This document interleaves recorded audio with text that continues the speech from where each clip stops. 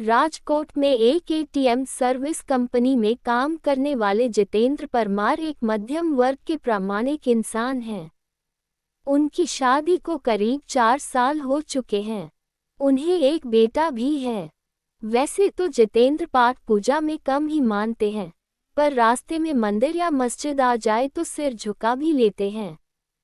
जितेंद्र की नौकरी का समय तो दिन में 8.5 घंटे होता है, पर एटीएम मशीन का फॉल्ट आने पर उन्हें रात के किसी भी वक्त सर्विस देने जाना पड़ता है।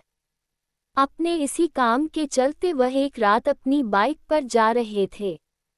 उन्हें शहर से थोड़ी दूर बसे एक रिहायशी इलाके के पास में एटीएम फॉल्ट ठीक करने जाना था। वैसे तो इस काम के लिए 2 एग्जीक्यूटिव जाते हैं, पर जितेंद्र का पार्टनर उस रात बीमार था तो सर्विसिंग के लिए उन्हें अकेले ही जाना पड़ा। स्पॉट पर जाकर जितेंद्र ने अपनी बाइक स्टैंड पर लगाई।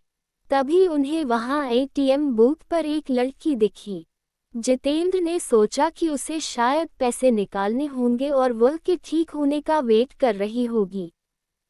फॉल्ट ठीक करने के लिए जैसे ही जितेंद्र एटीएम बूथ के अंदर आए तो वह लड़की भी अंदर आने लगी। सिक्योरिटी गार्ड ने उन्हें बाहर रुकने के लिए कहा। अब जितेंद्र अपना काम कर रहे थे, तभी अचानक उसकी नज़र एटीएम बूथ के बाहर गई। वहां उन्होंने जो देखा उसे देखकर उसके पसीने छूट गए। बाहर खड़ी लड़की एटीएम गार्ड की मुंडी अपने हाथ में ले खड़ी थी और वह जितेंद्र की ओर घूर कर देख रही थी। ये सब देखकर जितेंद्र का दिल बेतहाशा तेजी से धड़कने लगा। उन्होंने वहां से नज़र हटा ली और सोचा कि ये उनका भ्रम होगा।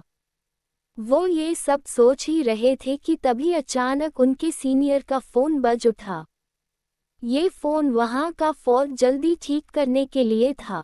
कांपते कांपते जितेंद्र फिर से काम पर लग गए। थोड़ी ही देर में उन्होंने एटीएम मशीन ठीक कर लिया। इस बार एटीएम बूथ से बाहर देखने पर सब नॉर्मल लग रहा था। वह लड़की भी वहां खड़ी थी और एटीएम बूथ का गार्ड भी उसके पास आराम से खड़ा था।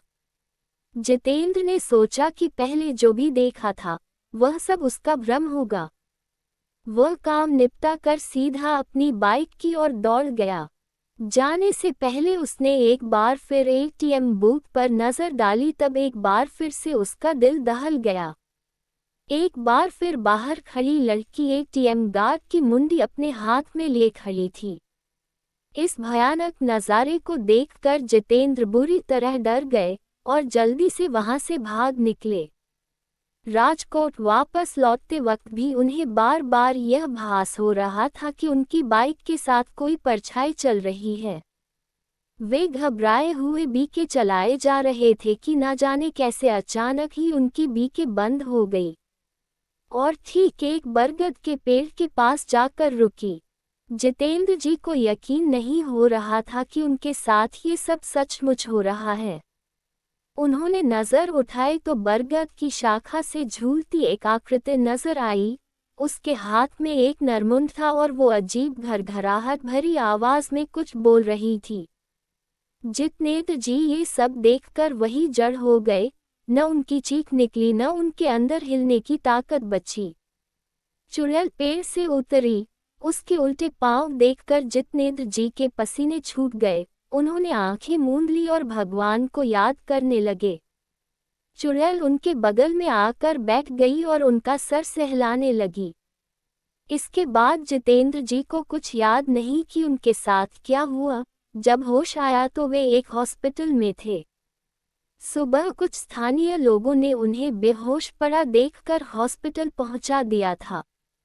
इस घटना के महीनों बाद तक जितेंद्र बेसुध रहे और काफी पूजा पाठ के बाद ही उनकी हालत फिर से सामान्य हो पाई।